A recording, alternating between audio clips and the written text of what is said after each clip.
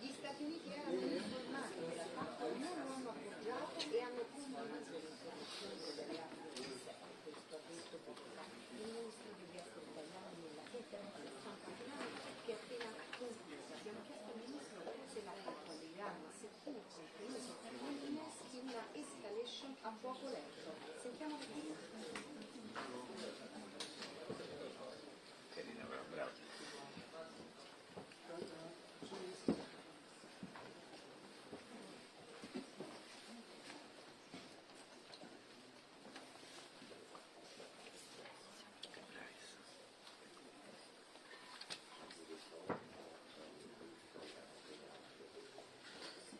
Nel documento finale i 7 grandi chiedono all'Iran di cessare i rapporti con Hamas e Hezbollah, non si escludono sanzioni a Teheran, ma non sono certe, si chiede un cessate il fuoco a Gaza immediato, il rilascio degli ostaggi e no all'attacco di Israele a Rafah. Sta per iniziare la conferenza stampa informati a Capri, con Jacopo Teodoro a Bolgaria.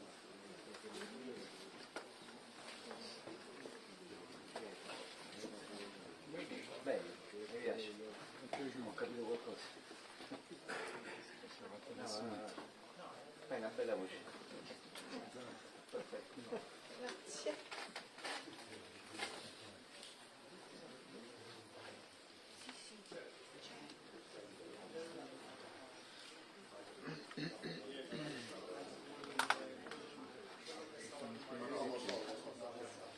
Avanti. Non può stare lì lei.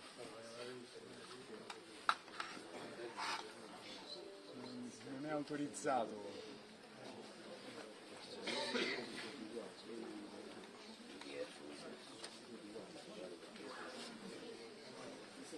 Arriva? Psst.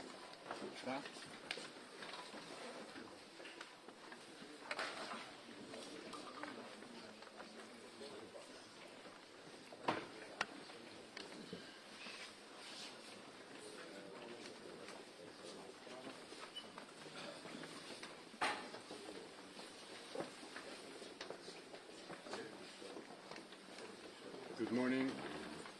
Morning.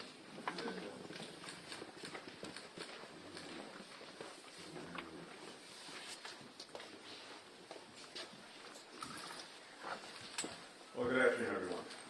It is a great pleasure to be here in Capri, in Italy, and I want to begin by thanking our hosts, Prime Minister Maloney, my friend and colleague, Prime Minister Hani, for not only their wonderful hospitality, but also their remarkable leadership.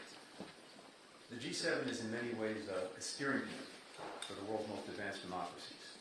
And we emerge from this meeting of foreign ministers more united than ever, more united in facing critical challenges that lie before the international community, including Russia's aggression against Ukraine, the conflict in the Middle East, and as well the importance of sustaining, supporting a free and open Indo-Pacific.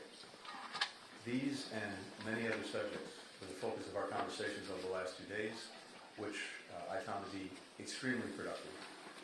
And again, what strikes me the most, and you can really see this over the last 3 years, is the extraordinary convergence in our approaches to these challenges. Convergence between the United States, Europe, and major partners in Asia. Let me touch on some of the most important things that we discussed and concluded over these past couple of days. And of course, I commend to you the statement that we put out, or will soon be out, on the part of the entire G7. First, the G7 condemned the unprecedented Iranian attack on Israel. Unprecedented in scope and scale. Scope because it was a direct attack on Israel from Iran. Scale because it involved more than 300 munitions, including ballistic missiles. We're committed to Israel's security. We're also committed to de-escalating, to trying to bring this tension to a close. You saw as well, or you'll see soon in the G7 statement, a commitment to hold Iran to account for its destabilizing activities, holding it to account by degrading its missile and drone capabilities. And yesterday, the United States announced additional sanctions on Iran, targeting UAV programs, the steel industry, companies that are associated with the IRGC, the Ministry of Defense, and its armed forces logistics. The G7 statement makes clear that G7 countries will adopt additional sanctions or other measures in the days ahead. Even as we've been dealing with the conflict in the Middle East and, again, the unprecedented attack by Iran on Israel, we've remained intensely focused on Gaza. We urge the rapid implementation of Israel's humanitarian assistance commitments. More aid, more crossings, better deconfliction, better distribution of the assistance to all who need it. We've seen important steps over the last couple of weeks, with more crossings opening, more aid getting in, more aid getting around. But we need to see sustained results. And we need, in particular, to make sure that there is distribution throughout Gaza. We also focused on the imperative of getting to a ceasefire with the release of hostages. Such a ceasefire would facilitate the dramatic expansion of the humanitarian assistance. It would also let Gazans return to the north, those who have been displaced from the north. The only thing standing between the Gazan people and a ceasefire is Hamas. It's rejected generous proposals from Israel. It seems more interested in a regional conflict than it is in a ceasefire that would immediately improve the lives of the Palestinian people. It continues to move the goalposts. And the world needs to know and needs to understand, again, that the only thing standing between the ceasefire and Gaza people is Hamas. The G7 is also very clear in its unwavering support for Ukraine, faced with aggression from Russia. Putin thinks that he can outwit Ukraine and outwit Ukraine's supporters. The message coming out of Capri is he can't. Every G7 member is making extraordinary contributions to Ukraine's defense. And as I said before, this is the best burden sharing that I've ever seen across the Atlantic in more than 30 years of being engaged in these issues. With Europe, as well as Asian partners, picking up more than their share of the load. I want to particularly recognize Prime Minister Meloni for her leadership, her decisive leadership. We can see two things right now. Together, we are helping to put Ukraine on a long-term path where it will stand strongly on its own 2 feet, militarily, economically, democratically. More than now 30 countries are engaged in negotiating, and some have concluded negotiations with Ukraine on security pacts. And together with what I'm convinced will emerge from the NATO summit, you can see Ukraine effectively building a force for the future, one that can deter aggression and defeat it as necessary.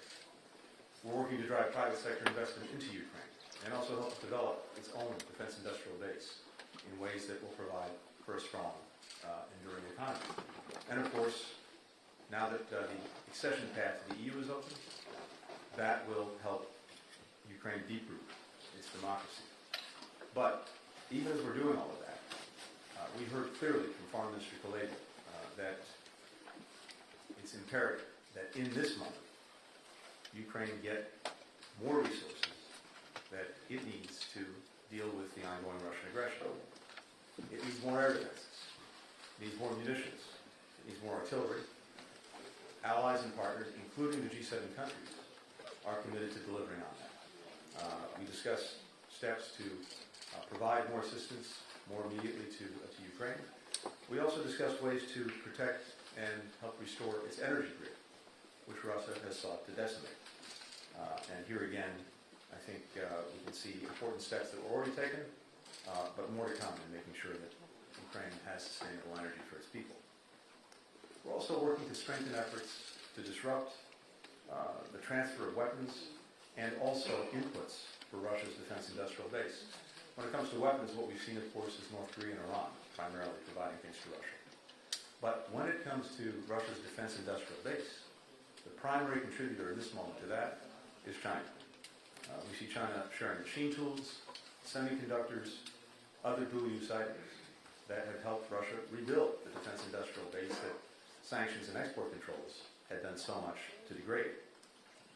Now, if China purports, on the one hand, to want good relations with Europe and other countries, it can't, on the other hand, be fueling what is the biggest threat to European security since the end of the Cold War. And you don't have to just take that from me. This is what I heard around the table at the G7. Progress on solutions also to use Russia's sovereign assets for Ukraine was on the agenda. And here, I think we're working on getting to an agreement on that, consistent with international law, consistent with different countries' laws. The Kremlin has called this theft. The real theft is in Ukrainians' lives taken, in so much of Ukraine's infrastructure destroyed, in so much of its land seized. Being able to use these Russian sovereign assets to help rebuild Ukraine is critical, and it's also something that one way or another, one day or another, is going to happen. It's also a complement to, but not a substitute for, the assistance that we all need to be providing in the moment to Ukraine, and in particular, the supplementary budget request that President Biden has made, and that it appears will be before the House this weekend. And again, I just want to emphasize two things. First, this money and everything it will provide is urgently needed by Ukraine, by its people who are so bravely defending their country and defending their democracy. Second, as I said, we have European and other partners, including in Asia, who are doing so much themselves to help provide for Ukraine. And finally, virtually all of the supplemental will be invested in the United States, in defense production, in our own defense industrial base. And that means good jobs in the United States. Finally, we focused intensely over these last couple of days on reaching out to new partners, and this includes in the Indo-Pacific, where we're working to promote a free and open Indo-Pacific. Here, I think it's very instructive that the support that Russia's received from China, from North Korea, from Iran, demonstrates that security in Europe, security in Asia, and other parts of the world are indivisible. They're deeply connected. And this is something, again, that we've heard around the table over these last couple of days. The G7 is united on the need for peace and stability across the Taiwan Strait, the South China Sea, the Korean Peninsula, and also united in standing up to China's unfair and non-market practices, especially when it comes to overcapacity, that is, flooding the markets of our own countries with products and technologies that are heavily subsidized and so underpriced, driving our own businesses out of the market and seeking to dominate these markets themselves. Again, this is a very clear common concern among all of our countries. Finally, the other piece of this is that the G7 continues to work to deepen engagement with global partners to help deliver results everywhere. We had the chair of the African Union with us yesterday for very good conversations. And what we're really looking at is working in practical ways with countries in Africa and beyond to make clear, tangible, deliverable improvements in the lives of their people, and as a result, the lives of our own people. We have the AU that is now a member of the G20. We're particularly focused on how Africa can play its rightful role in meeting both regional and global challenges. There's growing collaboration on infrastructure and technology to improve connectivity, to build resilience. We've reaffirmed our commitment to sustainable development, and especially to the Sustainable Development Goals. Also to reforming the international financial institutions, multilateral development banks, to make them both more representative and more effective and responsive to meeting the needs of countries around the world, addressing issues like climate change. debt, food security. So in all of these areas, I found the conversations and the work over the last couple of days reflected in the statement that you'll see to be extremely productive, and also, and maybe most importantly, a very good setup for the leaders that are meeting that our leaders will have, in June. That's what we're tracking toward. We'll continue the work that we did here over the next couple of months, and the leaders will follow up. With that, happy to take some questions.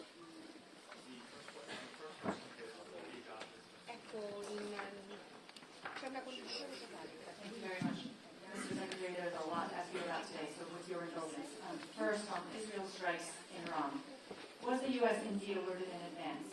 How far ahead of time? And did it raise any objections when it was? Are the strikes now over? And do you have any indication at this early stage via direct or indirect messaging that Iran will respond? And have there been any changes in Iran's nuclear program? On Israel, there are reports that your department has made recommendations to cut military aid to certain Israeli units for possible human rights violations in the West Bank before October 7th. Will you take action on those recommendations? And finally, on the recent U.S. assessments, you mentioned that China may be growing its support for Russia for its war effort in Ukraine. Do you believe that President Xi is sensing an opportunity amid flagging U.S. support for the Ukrainians? Great. Thanks, Lydia. On the first question, the reports that you've seen, I'm not going to speak to that, except to say that the United States has not been involved in any offensive operations. What we're focused on, what the G7 is focused on, and again it's reflected in our statement and in our conversation, is our work to de-escalate tensions, to de-escalate from any potential conflict. You saw Israel on the receiving end of an unprecedented attack. But our focus has been on, of course, making sure that Israel can effectively defend itself, but also de-escalating tensions, avoiding conflict, and that remains our focus. Again, I'm not going to speak to anything other than to say we were not involved in any offensive operations. With regard to the other questions, first, on China and Russia. Look, I think that what we're seeing is a product of the relationship between those two countries. You've heard them speak to it, including just before Russia's aggression against Ukraine. We've made very clear to China, and many other countries have as well, that they should not be supplying Russia with weapons for use in its aggression against Ukraine. We've not seen the direct supply of weapons, but as I said, what we have seen is not only the direct supply, but the critical supply of inputs, of components for Russia's defense industrial base, which is allowing two things. It's allowing Russia to continue the aggression against Ukraine. It's also helping Russia overall rebuild its defense forces and defense capacity that so much damage has been done to by the Ukrainians, but also by our sanctions and export controls. And that means that not only is Russia a current threat to Ukraine, it will remain an enduring threat to other European countries. And that's why I said China can't have it both ways. It can't purport to want to have positive, friendly relations with countries in Europe and at the same time be fueling the biggest threat to European security since the end of the Cold War. That was very clear from our conversations around the table. I believe Europeans have expressed that and will continue to express that clearly to China in the days and weeks ahead. Oh, I'm sorry. So on that, I think you're referring to the so-called Leahy law and our work under that. So this is a very important law, and it's one that we apply across the board. And when we're doing these investigations, these inquiries, it's something that takes time, that has to be done very carefully, both in collecting the facts and analyzing them. And that's exactly what we've done. And I think it's fair to say that you'll see results very soon. I've made determinations. You can expect to see them in the days ahead. For the next question, Oliviero Bergamini with RISE EG5. Good afternoon. Two quick questions. First, do you have the feeling that today's strike was limited so that Iran was not compelled to react? And that sense are you optimistic about not big war breaking out? And there is the Iran issue. Do you think that in the future, other countries like Italy that has historical ties with Iran could play a role in the de-escalation and stabilization that you mentioned? Thank you. Well, two things. Again, I'm not going to speak to these reported events. All I can say is that for our part, and for the entire G7, our focus has been on de-escalation, on avoiding a larger conflict. And actually that's been true since day one, after the horrific events of October 7th.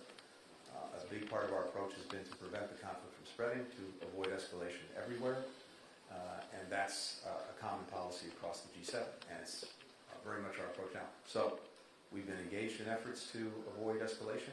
Those efforts will continue. Italy plays a critical role in this.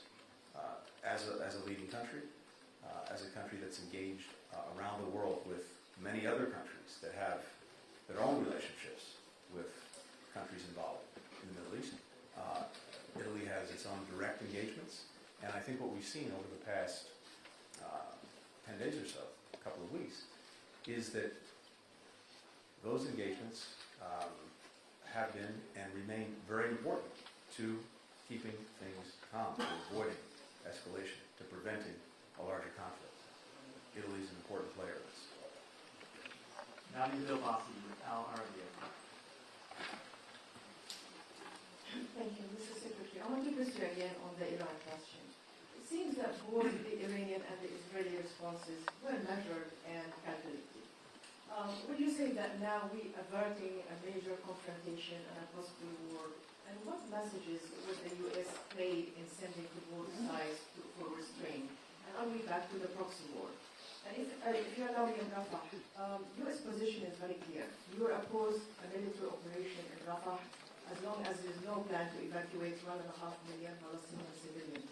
The Israeli government is adamant to go ahead. What is your understanding of the plan now, and what is acceptable for the U.S.? And finally, on the UN Security Council, the United States looks isolated yesterday.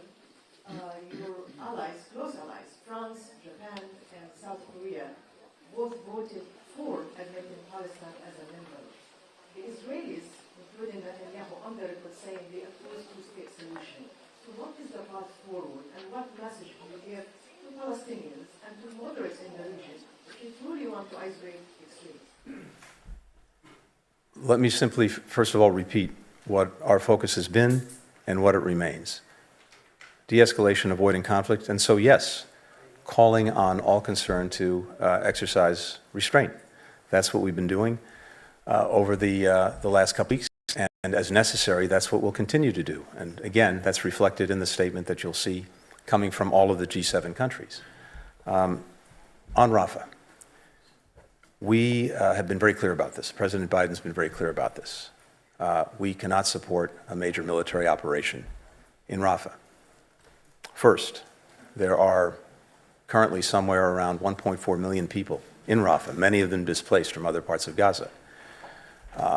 In the first instance, it's imperative that people are able to get out of the way of any conflict. And doing that, getting people out of harm's way, is a monumental task for which we've yet to see a plan. And not only getting them out of harm's way, making sure that they can be supported with humanitarian assistance if they're out of harm's way. But second, even if people are largely out of harm's way, inevitably there's going to remain a pretty significant civilian population in Rafah.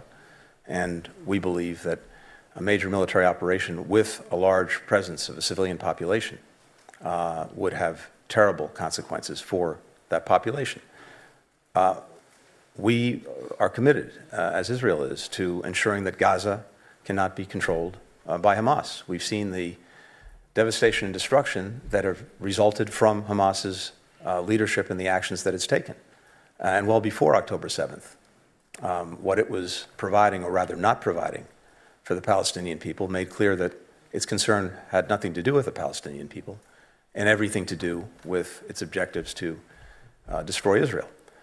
So making sure that Hamas cannot repeat the events of October 7th, that's something that we're united in. But In terms of major military operations in Rafah, it's something that we don't support, and we believe that the objective can be achieved by other means.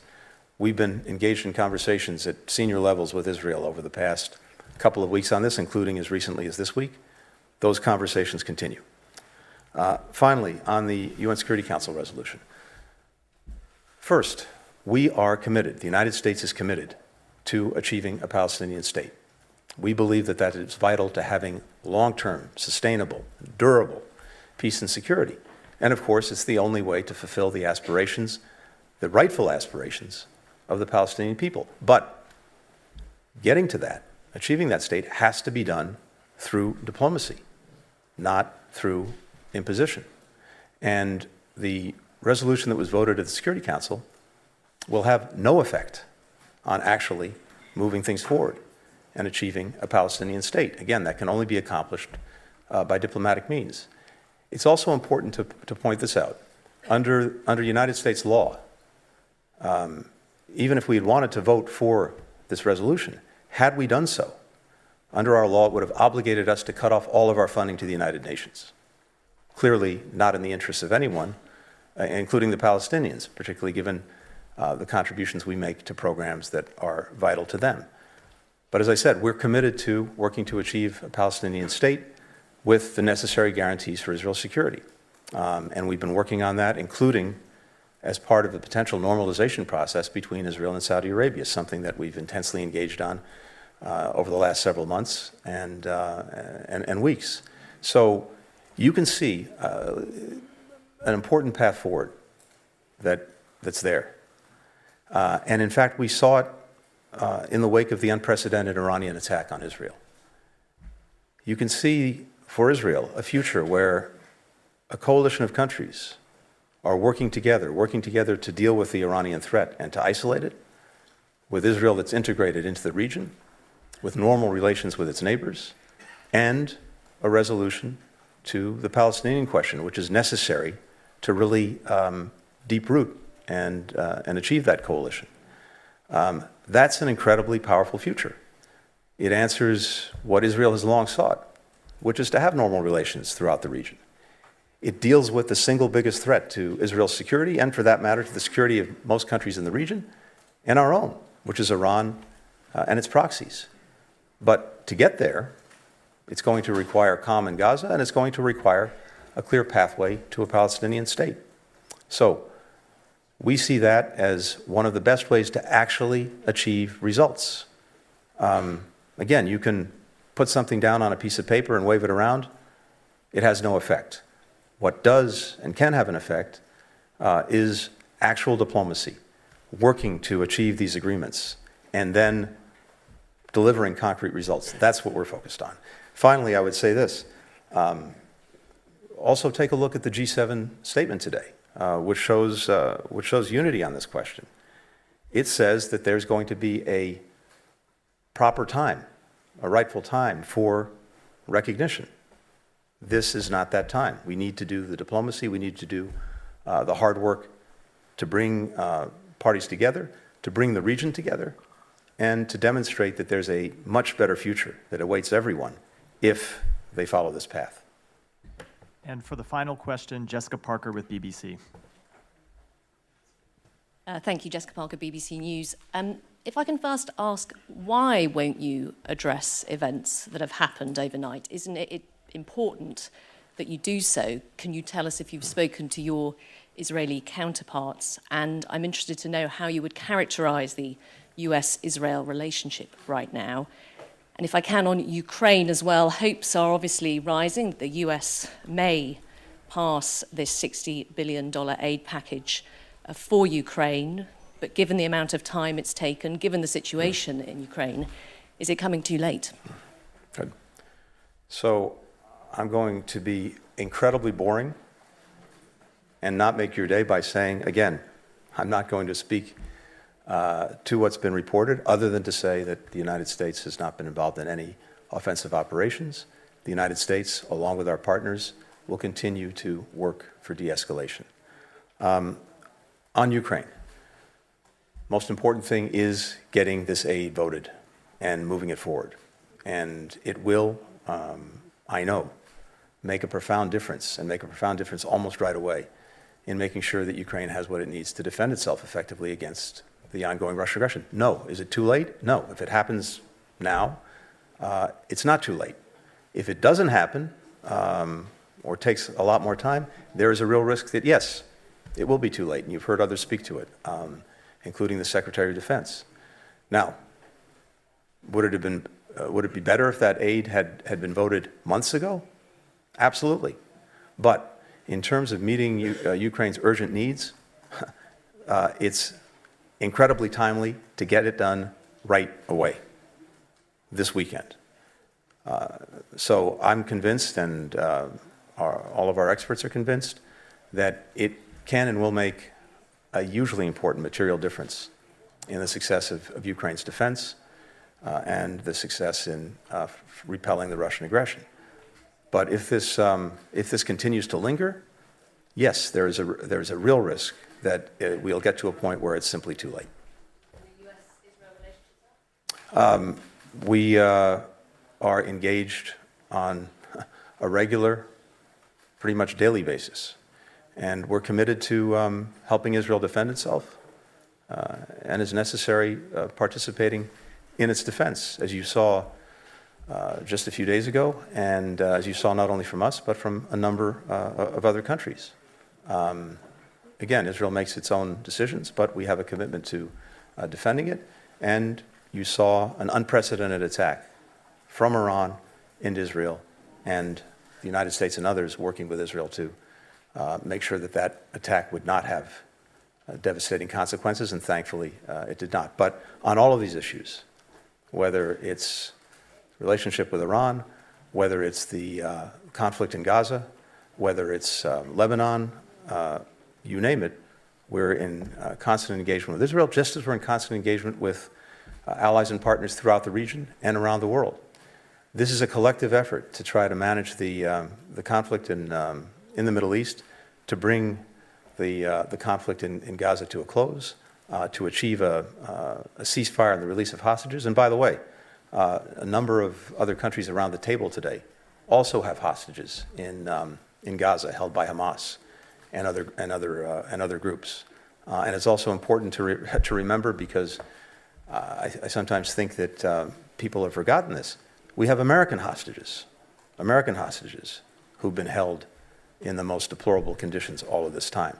So all of us are working on all of these issues, and what's so important and what's reflected in the G7 statement is we're doing it together. And my belief is that our collective influence, our collective diplomacy can make a real difference, first of all, in ending the conflict in Gaza, ensuring that Hamas can never repeat October 7th, getting that ceasefire, the release of hostages, a major expansion in humanitarian assistance, and then turning the corner for the people of Gaza so that we can help rebuild their lives, their livelihoods. And, as I said, deal with the critical long-term issues to enduring peace and stability, including a Palestinian state. Thank you. Thank you all.